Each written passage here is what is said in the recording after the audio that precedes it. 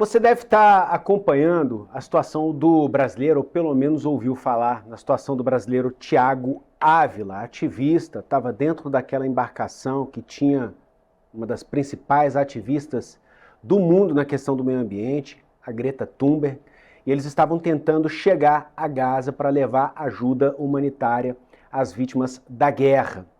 E essa embarcação foi interceptada pelas forças de Israel, a tripulação foi presa e a família aqui no Brasil está extremamente preocupada com as condições de saúde, com as condições em que o Thiago Ávila, de 38 anos, se encontra.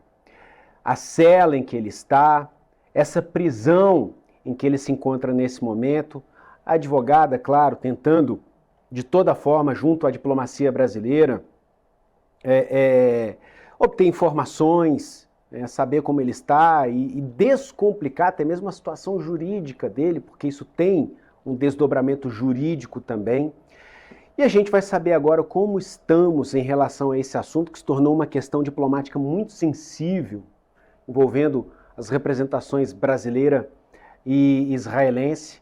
E quem vai conversar com a gente agora para atualizar a gente sobre esse assunto é a Luana Ávila, irmã do Thiago Ávila, vai falar com a gente ao vivo aqui no Poder Expresso. Luana, bem-vindo, obrigado por aceitar nosso convite para a gente ter essa conversa aqui.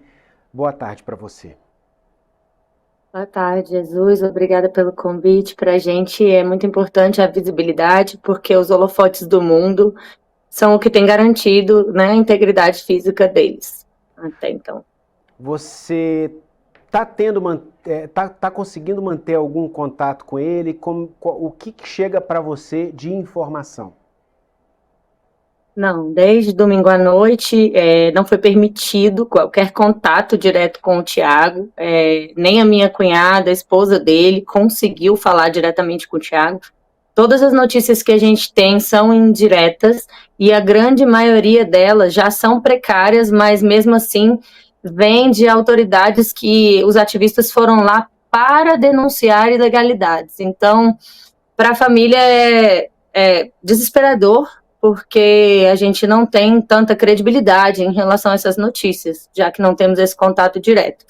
O Thiago está acompanhado, né, por uma equipe jurídica da flotilha, que é o grupo que estava na embarcação Medellín, e eles passam para nós esses feedbacks do que está acontecendo lá, mas mesmo a equipe jurídica não tem muito acesso, quer nos parecer que não é algo muito democrático, né, eles não conseguem muito acesso e muita informação.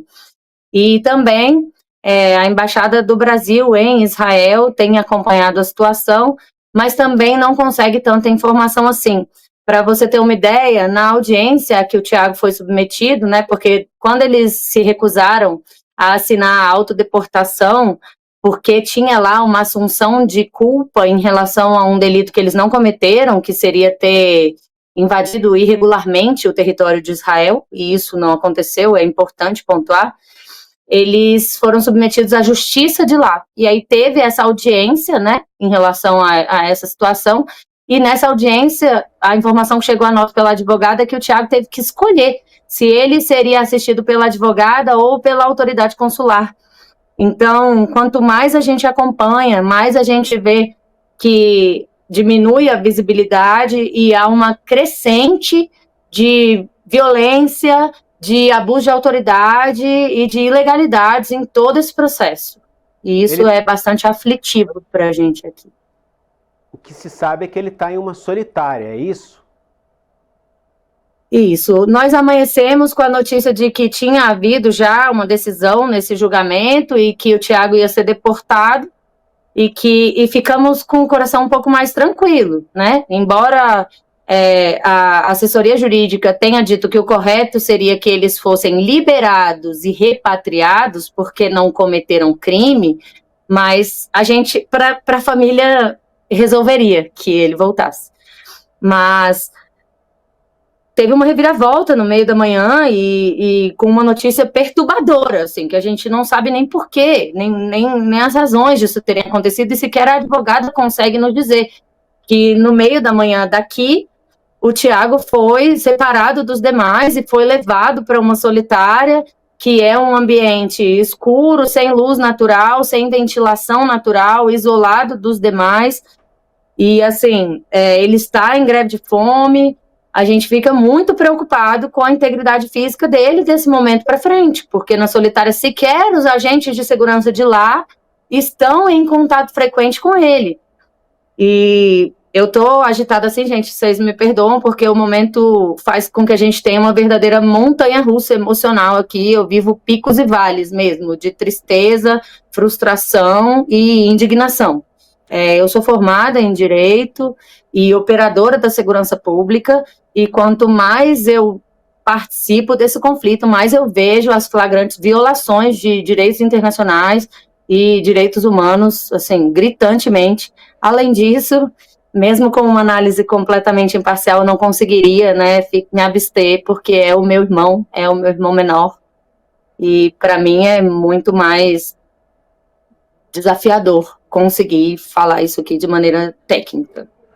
Luana, você acompanhou os preparativos para essa viagem? Ele deixou muito claro para a família que ele participaria dessa missão. Como foi para vocês, da família, os momentos que antecederam essa viagem dele?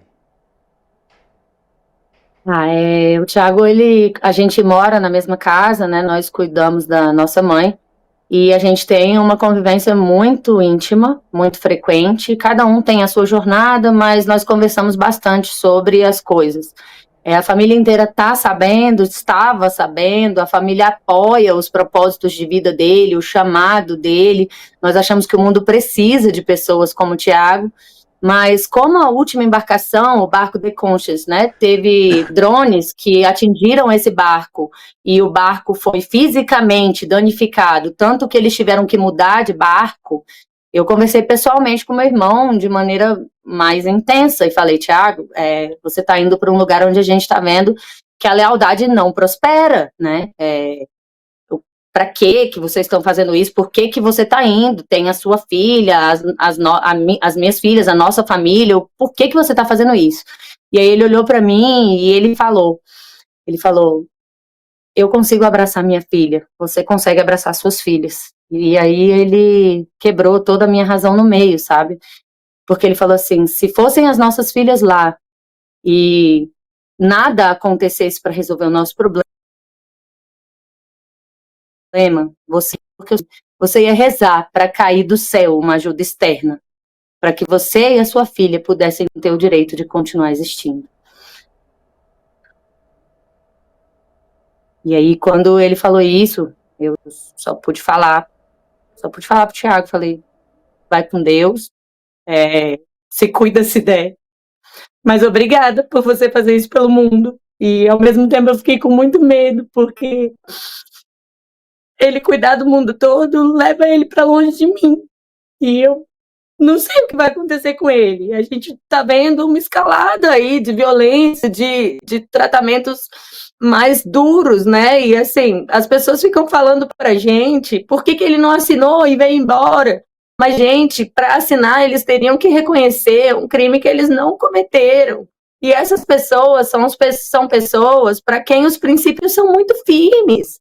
Não é só o Thiago que não assinou, né? Então, eles não vão assinar um crime que eles não cometeram. E quando eu soube disso, eu já fiquei com meu coração muito aflito, porque eu falei, o Thiago não vai assinar.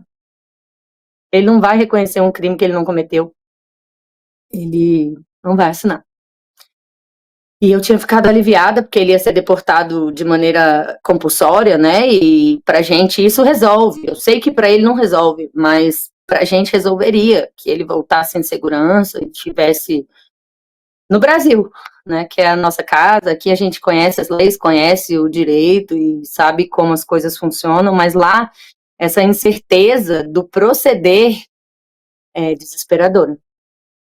Luana, você mencionou a questão da mãe de vocês. Isso. Vocês moram juntos e cuidam da mãe de vocês, então ela deve precisar de algum cuidado, um suporte emocional, ponto de vista de saúde? Você sente a A vontade minha para mãe, falar ela sobre teve isso? 3 AVCs e ficou com tetraparesia. Ela não mexe nada do pescoço para baixo, ela não fala, mas ela tem um cognitivo 100% preservado e isso já aconteceu há 18 anos. E nós cuidamos da nossa mãe juntos. E eu não contei para minha mãe desde domingo o que está acontecendo, mas ela sabe que tem alguma coisa acontecendo porque eu tô sempre por lá, mas esses dias eu não consigo ficar lá, porque eu tenho vontade de chorar, eu tenho vontade de contar para ela o que está acontecendo, mas ao mesmo tempo a imunidade dela é a última barreira de proteção que ela tem. E uma quebra dessa proteção para minha mãe pode ser fatal. Ela tem pneumonia de repetição, né? Enfim, é uma pessoa com a saúde um pouco mais fragilizada. Mas ela também entende, e assim como eu apoia e tenho um imenso orgulho do Tiago, embora o nosso coração fique pequenininho e temeroso por ele, mas a gente reza muito para abençoar o caminho dele. E a gente entende também que muita gente fala, né, por que que você e sua mãe não amarram o Tiago em casa, a Lara não amarra o Tiago em casa e fala para ele parar com essas coisas e ficar quieto. As pessoas, quando elas têm um chamado de vida, se você proíbe que elas vivam esse chamado, ela definha, ela morre mesmo assim. Então, não é só no ativismo, né, mas a gente tem isso em diversas profissões de mães e parentes que têm que compreender a missão de vida daquela pessoa e liberar e rezar. No meu caso, que sou cristã católica, eu peço para Maria passar na frente do caminho dele e abençoar mesmo, porque a missão dele é do bem, o Tiago é só coração, ele é o melhor de nós aqui em casa, eu sou mais enraizada, mas ao mesmo tempo também nós fazemos o suporte aqui, nós cuidamos de tudo para que ele possa estar lá. E quando ele está aqui, a nossa vida é muito mais alegre, ele realmente transborda amor o tempo todo. E nossa, eu tô com muita saudade. Eu Eu quero muito imagino, que ele volte tudo. eu imagino. Luana, como é que foi que ele se aproximou de Greta Thunberg, que é uma pessoa super conhecida no mundo inteiro? Como é que foi essa aproximação? Como é que. Enfim, queria que você contasse um pouco dessa história pra gente. Eu não participo formalmente, né, dessas construções, eu fico sabendo por tabela, por conta da participação do meu irmão. Então, em relação ao último barco que eles iam sair, a gente acompanhou que houve, né, um ataque de drones no barco, esse barco não pôde mais navegar, graças a Deus, os voluntários que já estavam a bordo não tiveram danos maiores, mas em função desse ataque, né, eles quiseram trazer maior segurança a essa missão. A flotilha não é uma novidade, né? Tem gente falando assim, eles são oportunistas e estão tentando ganhar likes, mas essa missão, ela não é de agora, ela já aconteceu várias vezes em diversas edições. E aí, como houve um ataque e as ameaças estavam muito intensas em relação a Israel declarar que não permitiria que eles concluíssem essa missão, foram convidadas e pessoas de maior notoriedade e que essa visibilidade, a gente fala, né, que os holofotes, eles ofuscam as covardias e as maldades. Então, pelo que eu sei, mas é indiretamente, as pessoas foram se juntando por serem ativistas que já defendem a causa, pessoas que têm um propósito muito firme na missão, na paz e no cuidar do nosso mundo, para que juntas chegassem ao objetivo de abrir o cerco humanitário, o corredor humanitário em Gaza, mas que também o mundo que estava em silêncio sobre esse tema voltasse o olhar para o importante, porque o importante é também a situação do meu irmão, mas é o que está acontecendo lá.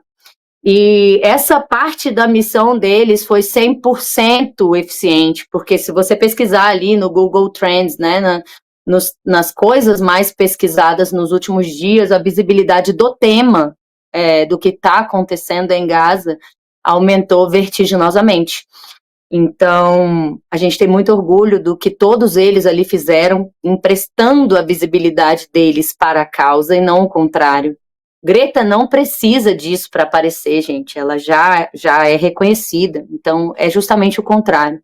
São pessoas que acreditam no bem, estavam numa embarcação civil, desarmada, numa missão de paz, e somente pela paz. Não tem muito mais o que dizer, né? É exatamente isso. Vamos seguir acompanhando, torcendo, assim como vocês, da família, a esposa, para que ele volte logo, né, Luana? E a gente segue testemunhando aqui, acompanhando. Quer deixar uma mensagem final?